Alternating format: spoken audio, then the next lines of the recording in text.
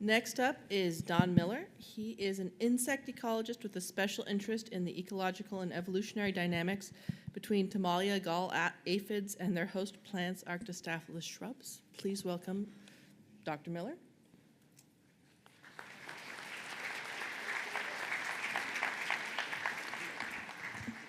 Thank you, Jane. I guess you can hear me. All right, so my title is Manzanita Shrubs and Specialist Gall Aphids on Sites, Recovering from Wildfire at Big Chico Creek Ecological Reserve. I am an insect ecologist, but I'll try to make this talk comprehensible for people of other persuasions. But thanks very much for having me here today. I'll give an account of what I think is a fairly resilient system of insects and their host plants in the face of fire. They appear to be resilient. Let me introduce the principal organism here, the Manzanita gall aphid, Tamalia coheni, originally described from the Front Range of the Colorado Rockies by Cockerell. And here's an old line drawing going back a century of a wingless female, and this is the animal that induces galls on manzanitas and their close relatives. As a gall aphid, aphids inducing galls, it's quite different from other gall-inducing aphid taxa, it turns out. And interestingly, I think, its distribution is confined to the Nearctic, even though the host plant, in particular Arctostaphylos uva ursi, ranges clear across Eurasia as well as North America. But in Western North America, and especially California, this insect seems to have radiated alongside or in concert with its host plants, which probably all of you appreciate, have massively radiated, especially in California, especially Arctostaphylos. Another theme that's driving this research for me is it may throw light on origins of a kind of parasitism. Let me explain a bit more, trying to make this friendly. Parasitism doesn't just imply, perhaps, a tick drawing blood from a cow, but parasitism could imply the exploitation of other kinds of resources, such as parental care in the case of brood parasitism. And here's a classic shot. The parasite is actually on the left, and is about 5 times the size of its host. And that's a reed warbler desperately trying to keep up with this monster that has grown up in its nest. So this is called brood parasitism. Another form of parasitism yet is social parasitism, whereby social behaviors are exploited by infiltrating, usually animals, and these are called inquilines. So I'll continue with this little lecture. Inquiline would be, usually it's an animal that occupies a domicile or burrow or gall of another. It may or may not cause harm to the original maker or creator of that gall. Here's an image of a tiny beetle that invites itself into the nests of ants and again exploits their social behaviors for its own well-being. Just a few words about aphids. They may not be so familiar to people. They're mostly reviled by people. When I tell people I work on aphids, they say, you can have all of my garden aphids you want. Just get rid of them. I think they have some interesting biology. They undergo clonal reproduction at least part of the time. And you might think of a given female aphid as having her daughters within her body and then her granddaughters nested inside of those daughters. So this is a little bit like the Matryoshka dolls or the Russian doll. I call it a Russian doll syndrome. So they're capable of increasing very rapidly in numbers without the need of sex. And the alternation between sexual reproduction and a series of asexual generations is known as cyclical parthenogenesis. In any event, they have complex life cycles. I might be the only person speaking about galls, I think, in this symposium. So just a word about galls. You might regard these as confined, controlled tumors on plants or organized neoplasms. There are many causers or instigators that end up producing galls on plants, including other plants, yes, but they make a very nice collectible and defined kind of microcosm that can be measured conveniently for ecological studies. And this image shows you new, freshly erupting oak galls on blue oak. I think this is from March up at the Wurlitzer tract. And you can also see last year's galls or even older galls on that persist on oak. So these are the famous California galls, also known as oak balls, that kids rub on sidewalks. But these are the galls I'm focusing on here. I had the great pleasure last May to make it out to Santa Rosa Island and witness this endemic Manzanita, Santa Rosa Island Manzanita. And these are Timelia galls, which are about the size of a kidney bean on this plant. But my long-term study has been focused on manzanitas at the Big Chico Creek Ecological Reserve, which, as you probably all appreciate, burned recently this last summer. So, now, following the last set of fires, I think I've got a pointer here, yeah. We've got Arctostaphylos manzanita and Arctostaphylos viscida. Neither one of these survives fire. They do not resprout, but instead they're known as seeders, and so their propagation is entirely confined to new seeds germinating following the stimuli of heat and smoke during fire. So going back to the last set of wildfires, and this is just a few years before I arrived, in 1999, there was a mosaic of fires that scorched this study site. And many plants were killed, but about 450 plants did survive. The following year, the year 2000, I figure, working backwards, that a single cohort of 135 plants germinated. And I've been tracking them ever since. And 2008 is when the very first galls caused by these aphids appeared on these plants. So I've been tracking the recovery on the landscape of these plants and the insects that depend on them. Here again is a shot of one of these galls. And if you look inside these galls, and you can do it underneath a stereoscopic dissecting microscope, you might find the gall inducer herself. She's below in this photo. And this is the inquiline, which is a little like a, well, wolf in sheep's clothing that's nestled right alongside her. So they co-occupy galls seemingly peaceably, although the inquiline exploits the gall inducer. Now, the life history, and I won't drag everyone through this, it's a little bit complicated, but it starts with a sexually produced egg, which overwinters, generally hatching in the spring, and from the egg emerges a single wingless female who climbs up the host plant and induces galls, usually on the edges of leaves, in the spring, and she produces asexually a generation of winged females. So the dispersal modes are utterly different from one another. In one case, you have a very slowly moving animal that crawls along.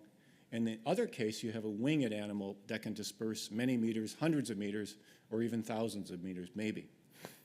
A second generation of gall inducers appears later in the spring, and they induce another round of galls. And then toward the end of the growing season, because it comes to a stop once the dry season has set in, males for the first time and sexual females are produced. These pair, and the females produce eggs, which again overwinter. And that is a rough sketch of the life history. The inquiline, I found, is actually very closely tethered to this life history, and it operates in parallel alongside.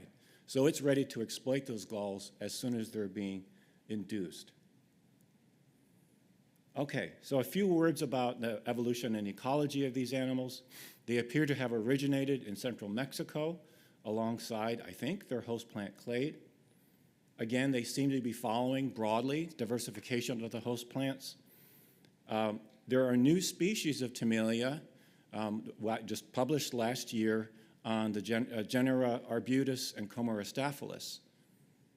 And the inquiline seems to have appeared only when Timelia aphids first started exploiting Arctostaphylos.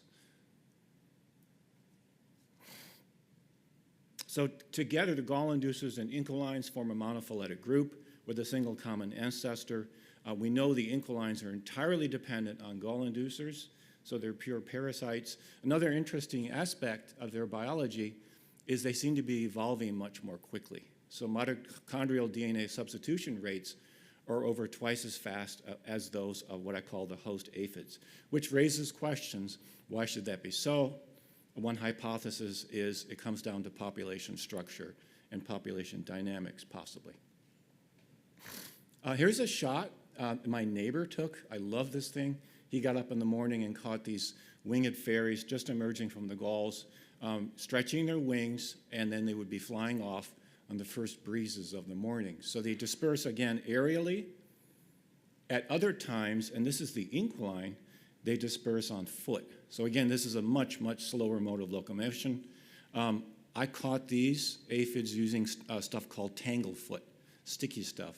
And so I pretty much caught them in the act of dispersing on foot. But how do the winged aphids actually colonize and find new host plants? So a few hypotheses have been formulated as far as how insects choose their host plants. Two of them are the apparency hypothesis, how obvious the plant is, and the last one I would be focusing on here is the minimum dispersal distance hypothesis. They simply colonize the closest available plants. So how do you track these aphids in flight? Well, they're tiny. They're about 1 millimeter long, so you don't really. But you can tell where they've been thanks to the galls that are induced on the host plants. So plants can be mapped using various tools for GPS, including Trimble tools, and the galls can be sampled and dissected and their contents examined to see what's within those galls. And that's useful if you want to see if the inquilines are there because they don't alter the shape of the gall from the outside. And I've dragged undergraduate students, some of them are probably here, to do what I call an annual gall census in the fall at the end of the growth season. And again, the goal is to get a detailed map of the tracking of these host plants by these aphids. So here's a shot of a young plant that germinated presumably in the year 2000. It's got flagging and tags on it. And this is what the dried galls look like at the end of the growing season, which remain and can conveniently be counted by students with a little bit of training. This is a map rendered by my colleague, Colleen Hatfield, which shows you broadly the number of plants at the study site. And this has taken a lot of work to compile. I call this a cumulative colonization of the host plants graphic, if you will. The blue bars are the gall inducers, and the red bars are the inquilines, which again are tracking them as the gall inducers track the host plants. So you can see, starting in 2008, the gall inducers have slowly and steadily increased the proportion of host plants at the study site, and until the fire came, they were approaching 90% of the host plants. Meanwhile, the inquilines have been tracking them in turn, and they had just barely broken 50% of the host plants. So the point is that they're both rather efficient at tracking down these host plants and colonizing them even after fire. Various hypotheses may be raised, including this minimum dispersal distance hypothesis. Again, the closer the host plant, the more likely it is to be colonized. And the bottleneck hypothesis is something I've thought about. This may explain the accelerated rate of evolution in inquilines if they go through population bottlenecks because of smaller population size and slower dispersal strategies. Population censuses may actually get a handle on these phenomena. Okay, this is an aside. Meanwhile, I've gotten involved in a genomics project undertaking looking into what the genetic makeup is on a large scale of these animals. And I've teamed up with Paul Nabedy at UC Riverside as part of a California Conservation Genomics project, which some of you are doing or may know about. And this involves identifying around 150 populations with high genomic diversity across California's ecoregions, and especially identifying those most likely to be resilient in the face of climate change and development. And we've sampled these aphids from manzanitas across most of these ecoregions by now. So, a little genomics update. The Timalia coheni genome turns out to be about 1.1 gigabases, which is about 3 times the size of what we thought it would be. So it's the largest aphid genome sequence to date. Meanwhile, the Inquilinus genome is only about 700 to 850 megabases. So it seems to be shrunken, if you will, or greatly reduced from its ancestral state, which raises interesting questions. And this photo, again, shows you how they exist in nature side by side. So I just want to highlight, to conclude, that these are unique examples of host plants and insects diversifying and radiating alongside one another. I think that they're quite robust in the wake of fire, and their genetic and ecological diversity may be greatest where the features of the landscape are most complex and the most speciation of the host plants has occurred. And I'm going to pick myself up and continue this study in the wake of the 2024 park fire, which I call a natural experiment in ecology. Here's a shot. Yep. All right, and that concludes my talk.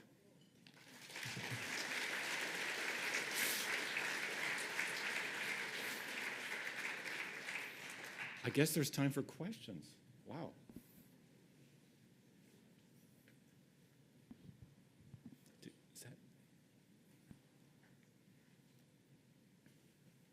Oh, goody, I have a question.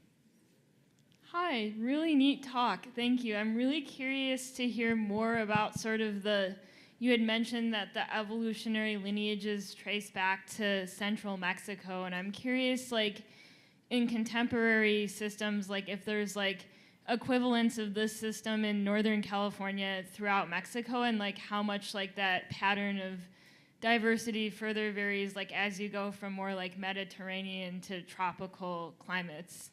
Yeah, okay. Thank you for that interesting question. So I suspect strongly that the center of radiation, the origins, are what we call Mexico now. And I think it's just part of what is called a Madrean I'm trying to remember the name, maybe Tom Parker can help me here, geoflora, Madrean geoflora, I think. And there was a hypothesis advanced by, I'm forgetting his name right now. What's the name? Axelrod, thank you so much. Axelrod, that's the name I wanted. Yes, which supposes that there's important influence from the south, the tropics, toward the north, that the ancestors of today's flora moved from there, if you like, towards the north and mingled with arctotertiary geoflora, other flora in turn. But I do think that the arbutus, which seems to be the most ancestral of the host plants, originated in Mexico. And maybe Tom can comment on that. I'm kind of dragging you into this, Tom, though. You don't have to answer. It's okay. Thank you, though. Yeah, any other? Yeah, I see more hands if there's time.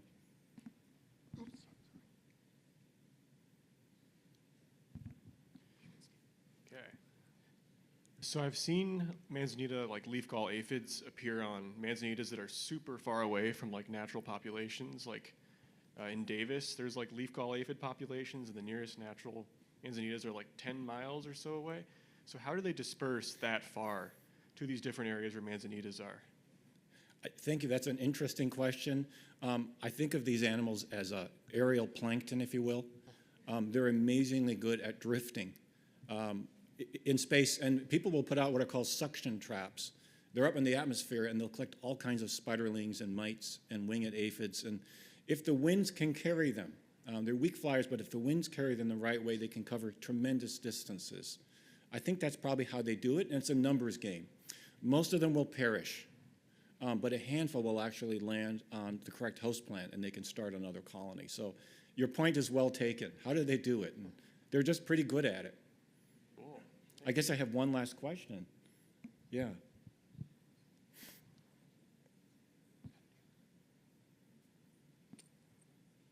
Hi, that was great. I'm wondering why during asexual reproduction they only produce female. Well, come on. I mean, you know, it's a feminine monarchy. No. But your question is so interesting because it gets at this question of, you know, why sex, to put it bluntly. Why bother? Because you can increase numerically twice as quickly and without fussing with males. But it seems to be correlated with more favorable patterns of growth of the host plants from one year to the next. And year to year, weather patterns vary, and it seems like there's a kind of game of shaking up the genetic deck of cards and having sexual reproduction at the end of their growing season. And presumably, some of those descendants would be well suited for next year's weather patterns, whatever they might be. But you can get the job done very quickly if you just stick to female reproduction. Yeah. Thank you so much.